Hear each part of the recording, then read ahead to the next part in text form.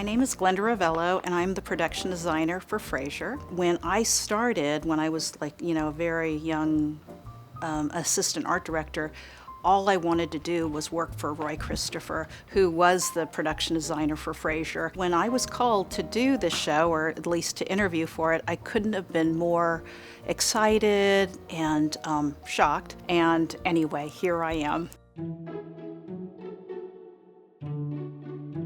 So when you come in, you'll see that it's a mix of furniture. You'll see very contemporary pieces, and that's not unlike the original Frasier. I think when you first walked into that apartment, it was postmodern, and now this is what is current for us, 20-something years later. I did get inspired by the original apartment for sure. He had such exquisite taste in Seattle, but we're in a very old city, Boston versus Seattle. And so I think the architecture will reflect that. Not bad, eh? You're renting the apartment next to mine? Renting? No, well, I bought the whole building. What? How? With money, Frederick. Lots and lots of money. He's had tremendous success professionally, and we wanted it to reflect his style, and the man is very sophisticated. I really wanted the writers to be able to reference significant designers, contemporary ones and pieces that are more vintage. I found this wallpaper inspiring, and this is maybe the first purchase we made for the show, because this is made by a Corder Taleo in Kansas City, and each one of these panels is hand painted. Lilith, in her episode, she makes a reference to this. Is that Rorschach wallpaper? Yes. What do you see? I see someone trying too hard.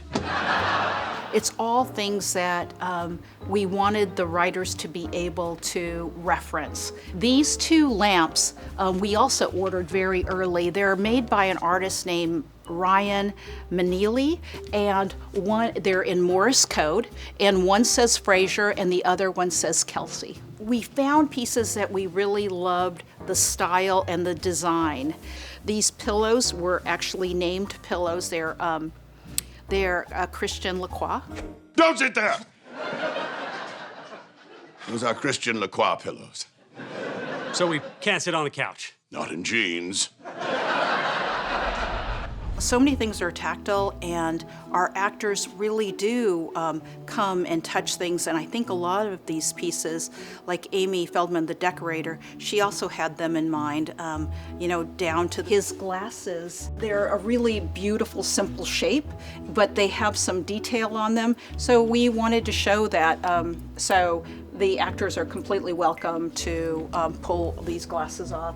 He's always decanting things, so we have decanters and evidence. You'll see them, all over the place. And I just love the idea of this Tom Dixon being mixed with like a 200-year-old French jar from a farm. Frasier is an entertainer. He's a wonderful home chef, so we wanted his kitchen to also reflect that. I made some of your famous chili. I followed the recipe to the letter, though I'm not exactly sure how much a buttload of ground beef is. It's a beautiful kitchen. Of course, he has a pot filler, the antique glass to illuminate. We can go in and see his beautiful stemware, and we have beautiful pieces from John Darien for color and texture. We wanted to show that he entertains, so lots of platters. And those are from France, the really thin-edged white platters. And then we do have a full-size wine refrigerator, and it's a large one. It's not like an 18-inch one. It's full-size. And again, I think that goes to his wealth, I guess, but also his passion. That's something that he really cares about. May I get you a glass of wine? Yeah, sure. Crack open a box. I'm kidding. I don't really think you buy boxed wine. Your Steinway has its own alcove. Of course, we have a Steinway on the set, and it's ready for Kelsey to play. He's a very accomplished musician.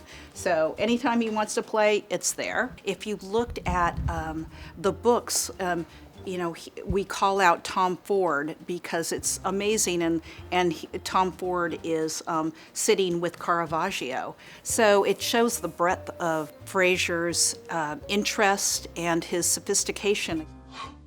It's a vintage Chateau Chien Blanc. Well, I'll give you two some privacy.